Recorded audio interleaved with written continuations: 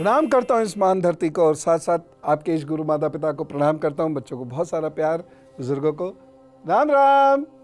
ईश्वर कृपा से आप सब लोग सुखी होंगे, नहीं है तो हो जाएंगे, चिंता मत कीजिए। बस आप रोज सुनते रहा कीजिए इस पवित्र ज्ञान को जो ऋषि मुनियों ने दिया है। यह आपको आपके दुखों के सागर से निकाल ले आएगा। जैसे एक दूध की बात करते हैं आज, पूजा में दूध, शरीर के लिए दूध, बहुत सारी चीज़ों के लिए दूध का प्रयोग होता है। और मैं कहूँ तो हमारी किचन और हमारी पूजा दूध के इर्द गिर्द ही गुजरती है।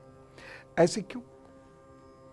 इसका कुछ बहुत खास कारण तो होगा, इसके पीछे बहुत ठोस तर्क होगा, विज्ञान होगा कोई, उसी की हम आज चर्चा करेंगे। और साथ साथ ये भी जानेंगे, बहुत सारे लोगों ने मुझसे ये पूछा था कि दूध पर आपने बताया दूध ऐसे पियो या नहीं पियो, हमारी समझ में ये प्रश्न नहीं आए, तो जिनका उत्तर मैं अभी देने वाला हूँ। और तब आप सबको भी ये पता चलेगा कि दूध गलत तरीके से लेने पर भारी नुकसान भी होता है। और बहुत सारी चीज़ें ऐसी भी हैं, बहुत सारे रोग ऐसे भी हैं जहाँ डॉक्टर कह देते हैं दूध मत पियो। दूध तो हम सब पीते हैं, परंतु दूध है क्या, ये जानना बहुत ज़रूरी है। तब हमें ये पता चलेगा दूध क्यों पीते। क्योंकि एक बच्चे ने पूछा, एक छोटे बच्चे ने प्रश्न भेजा और उसने ये पूछा कि आपने कहा दूध पियो, दूध से ये फायदा, क्यों पीऊं मैं दूध? देखिए, बच्चा तो ऐसे ही प्रश्न करेगा और उसके प्रश्न का उत्तर हमें देना चाहिए। सो सुनो, दूध में प्रोटीन बहुत उच्च प्रकार का होता है। दूध ही कैल्शियम प्राप्ति का सबसे प्रमुख साधन है। गाय के दूध में लगभग 87.35% जल होता है, फैट होता है 3.75%। भैंस के दूध में जल होता है 80.9% और फैट होता है 7.9%। बकरी के दूध में जल होता है 86% और फैट होता है कुल 4.6%। अब देखिए, गांधी बाबा कहते थे बकरी का दूध पियो, तो गलत तो नहीं कहते थे, सही कहते थे। और हमारा दूध ज्यादातर भैंस के इर्द गिर्द ही चलता है, वह गलत है। बहुत से देश इस दुनिया में ऐसे हैं जहां भैंस को जंगली पशु माना जाता है। मैं भैंस के दूध को तरजीह बहुत कम देता हूं, इसीलिए अब गाय का दूध पिए। और गाय में भी कौन सी? जर्सी नहीं, वह तो बहुत नुकसानदायक होती है। ज्यादातर यूरोपियन देशों से उसका दूध गायब हो चुका है। मैं बात करता हूं देसी गाय की। देसी गाय का दूध पीने से अद्भुत लाभ होता है, उसके बारे में और डिटेल से मैं बताऊंगा। लेकिन पहले ये जानिए कि दूध सदा स्वस्थ पशु का लेना चाहिए। यद्यपि भारत में जो मोरालिटी का स्टेटस है इस वक्त, तो आप नहीं कह सकते कि उसने किसी का भी दूध निकाल के आपको दे दिया होगा। आप बिल्कुल नहीं कह सकते उसने किसको इंजेक्शन लगा के दूध निकाल कर आपको दे दिया होगा। क्योंकि हमारे यहाँ अभी मिलावट को कोई बहुत बड़ा चारित्रिक पतन नहीं मानते, जबकि मिलावट किसी को जान से मार देने जैसा एक क्राइम है। लेकिन आपको पता ही नहीं चलेगा। लेकिन फिर भी जहाँ तक संभव हो सके वहाँ तक स्वस्थ पशु का ही दूध पिएं। और आज भी जो अच्छे इंसान हैं, जब गाय बीमार होती है तो उसका दूध वह नहीं पिलाते। ऐसे पशु का दूध पीना चाहिए जिसका बच्चा जीवित हो। ऐसी स्वस्थ गाय का दूध अमृत के समान होता है, जिसका बच्चा जीवित भी है और वह स्वयं स्वस्थ है। दूध को हमेशा छान लेना चाहिए और एक उफान देने के बाद रख देना चाहिए। बहुत गर्म दूध नहीं पीना चाहिए, फ्रिज का रखा हुआ दूध पीने से बचना चाहिए, गुनगुना दूध पीना चाहिए। दूध को कभी भी चीनी के साथ नहीं पीना चाहिए। चीनी मिलाकर यदि आप दूध लेते हैं तो बेकार है, क्योंकि जो सबसे महत्वपूर्ण चीज़ है दूध की, वह है कैल्शियम, वही तो नष्ट हो जाता है। इसलिए दूध में चीनी डाल के मत लीजिए। अब इस बात का ध्यान रखिएगा, दूध को बार बार बहुत गर्म करके नहीं पीना चाहिए। कायदा तो ये कहता है कि दूध आया, छाना, एक बार गर्म किया, जब गुनगुना रह गया तो घर के सभी लोगों ने सेवन कर लिया। लेकिन आजकल ये थोड़ा सा संभव नहीं हो पाएगा। लेकिन फिर भी इतना ध्यान रखिए कि दूध को बहुत देर तक और बहुत बार गर्म नहीं करना चाहिए, अन्यथा उसके गुण समाप्त हो जाते हैं। कमजोर हाजमे वाले लोगों को या पेट के रोगियों के लिए, जिनको गरिष्ठ भोजन से नुकसान होता है, वह भार जैसा उनके पेट में लगता है, उन लोगों को दूध नुकसान देगा। उन लोगों को दही, छाछ, मट्टा और छेना ही लेना चाहिए।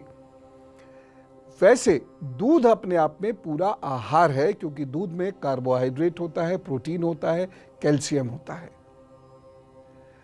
यही कारण है बहुत सारे लोग जब कल्प पर जाते हैं, तपस्या में जाते हैं, साधना में जाते हैं, तो दूध के अतिरिक्त कुछ भी नहीं पीते, जरूरत भी नहीं होती।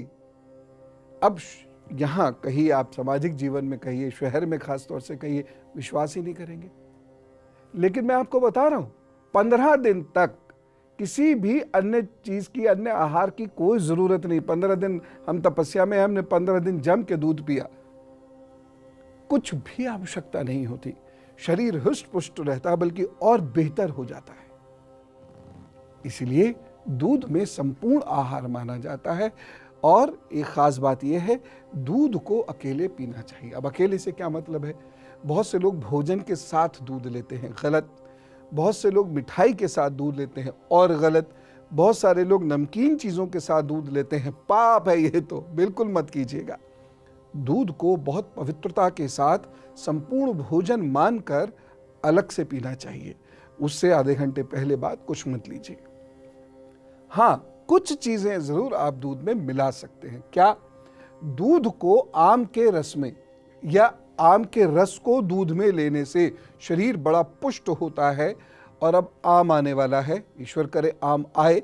यद्यपि मैंने आपको बताया था 14 मार्च और 20 मार्च को कि कुछ दैवीय संकटों के कारण फसल कमज़ोर रहेगी, आम की फसल भी कमज़ोर रहेगी। लेकिन फिर भी जो आम आए, वह लोग जो बहुत पतले हैं और जो खाना खाते ही नहीं हैं, या खा ही नहीं पाते हैं, या खाते भी हैं तो उनका शरीर मोटा नहीं होता, हृष्ट पुष्ट नहीं होता, वह रोज़ाना कम से कम एक आम 1 गिलास दूध के साथ लेना शुरू करें। उसमें चीनी नहीं होनी चाहिए। देखिएगा कि जब तक आम है और उसका आप प्रयोग करते हैं, आपके शरीर पे बड़ा सकारात्मक असर पड़ेगा।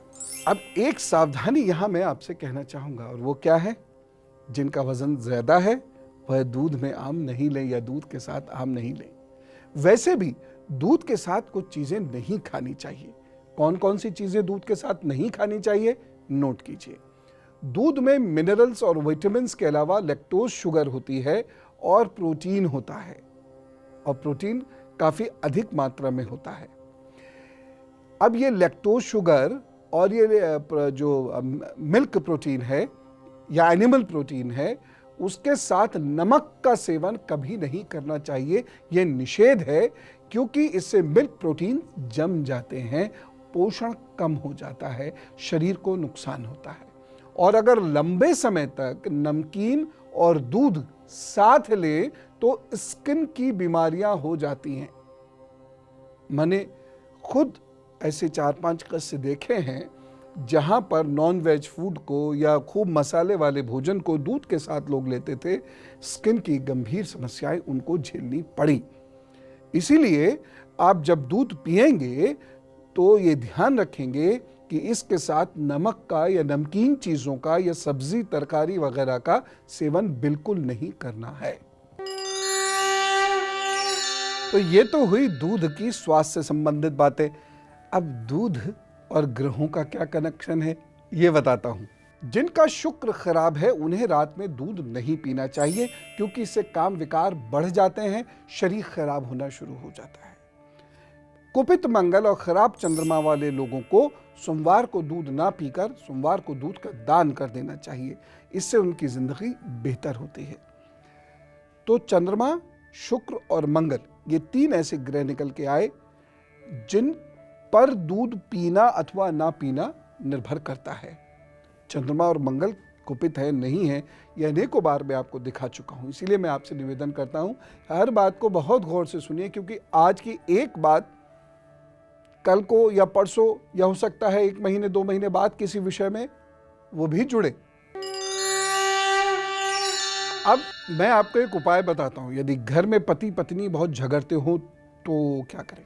यह भी आपकी दूध बहुत मदद करेगा। शीशे की बोतल में दूध भरकर मंगलवार को निर्जन स्थान में दोनों लोग साथ जाकर दबा दें। अब ये थोड़ा सा मुश्किल काम होगा। सामान्यतः पत्नियां तो चली जाती हैं उपाय करने के लिए, पति नहीं जाते हैं। चले जाइए, क्योंकि जिस घर में कला होती है वहाँ तरक्की पति की भी नहीं होती है, और घर की कला ख़त्म करने की जिम्मेदारी केवल पत्नी की ही नहीं है, पति की भी है। दोनों मिलकर जब आगे बढ़ते हैं तब रास्ते तय होते हैं, एक से नहीं होता। तो चले जाना, दूध दबाए आना।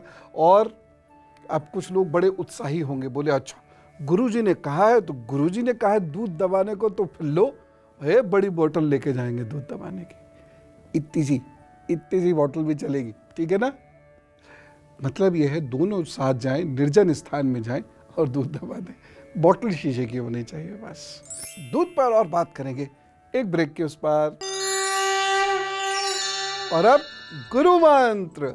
यदि दूध सूट नहीं करता, बहुत सारे बच्चे ऐसे होते हैं जो दूध पीने के बाद टॉयलेट जाते हैं। बहुत सारे लोगों को लूज मोशंस लग जाते हैं दूध पीने के बाद।